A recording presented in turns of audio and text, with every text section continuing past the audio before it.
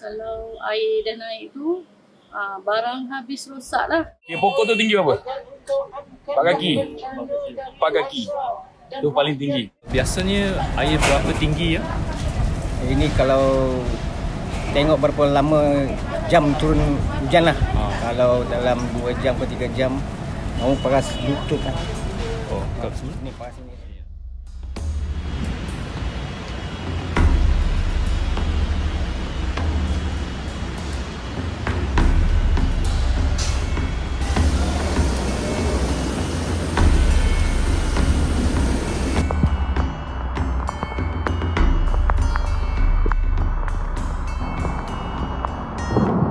The monsoon season is back, and for Kuala Lumpur, it's not just a yearly phenomenon, it's a growing crisis. Flash floods, river floods, clogged drains, and urban development are all adding to a perfect storm. The question is, can Kuala Lumpur survive this deluge? With over 2 million people living here, Kuala Lumpur has become increasingly vulnerable to flooding. But why is this happening? And how do we fix it?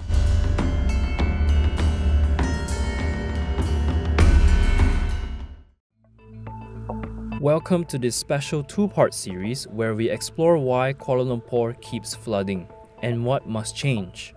First off, Kuala Lumpur faces two main types of floods: sudden flash floods, triggered by heavy rain overwhelming the drains, and river floods, when nearby rivers like the Gombak and Klang River overflow. This difference is crucial in understanding the solutions. In recent years, flash floods have gone from rare occurrences to regular disruptions. So what is causing this shift?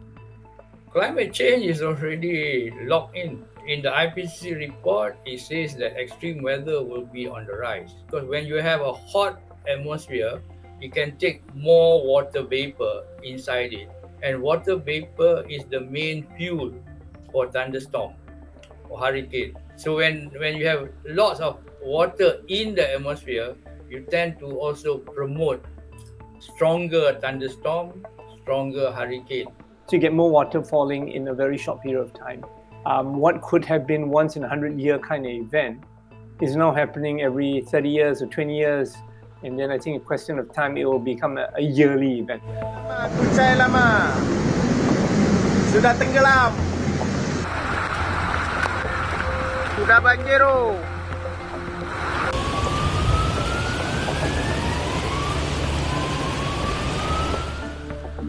The increase in extreme weather means more water falling in shorter periods, overwhelming drainage systems and making floods a near yearly occurrence. So how are these floods impacting the daily lives of Kuala Lumpur residents? Let's hear their stories. Hujan tu dalam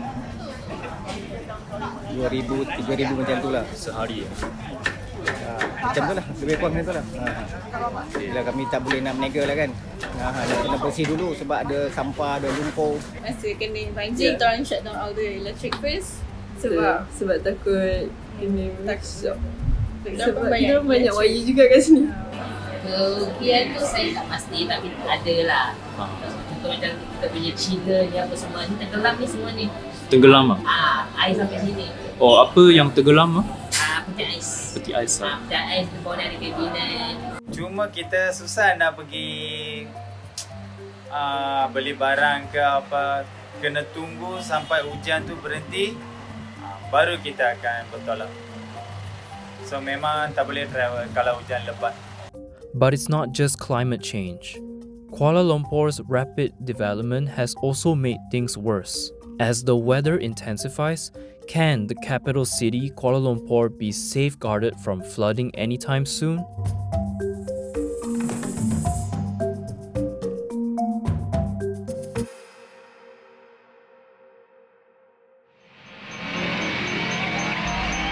Januari, Kuala Lumpur terputus dari seluruh negara.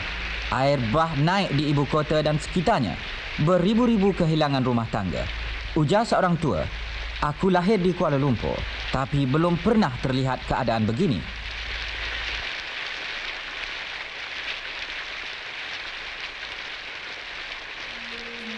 So, is it just bad luck or can something be done?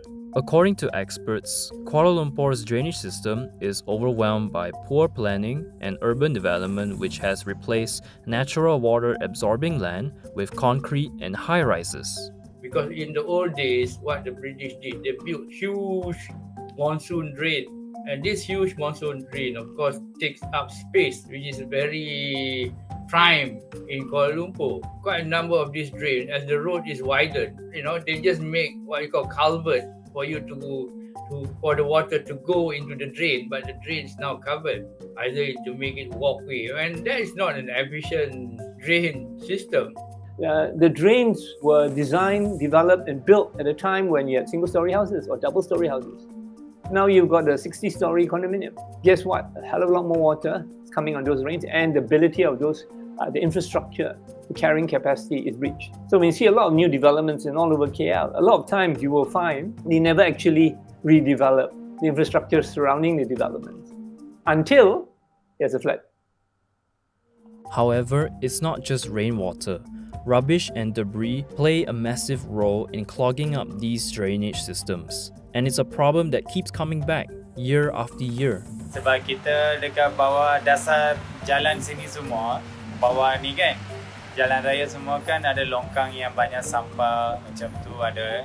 Bahagian belakang bangunan saya ni memang susah nak cakap. Kadang-kadang ada kawannya kereta minggu lepas memang air dah masuk dah sampai damage dia punya kereta semua. Bawah tanah ni, bawah kita ni ada corong besar juga. Tapi bila dah penuh, air nak ke Sungai Jamek tu Gombak sana sudah penuh. Mana air daripada daratan ni dia tak boleh nak pergi.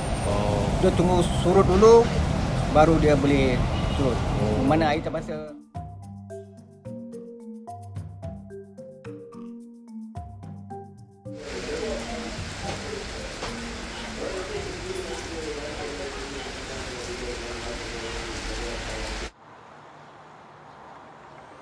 As Kuala Lumpur's urban sprawl continues, the pressure on its drainage systems is mounting, prompting experts to push for a serious rethink of how we manage the city's waterways. With the city's growing population and more extreme weather on the horizon, the big question is, can Malaysia's capital adapt? In part 2, we dive into what the government is and isn't doing to stop these floods. Are we too focused on development? Or can Kuala Lumpur really become flood-proof? John Ng reporting for KiniTV.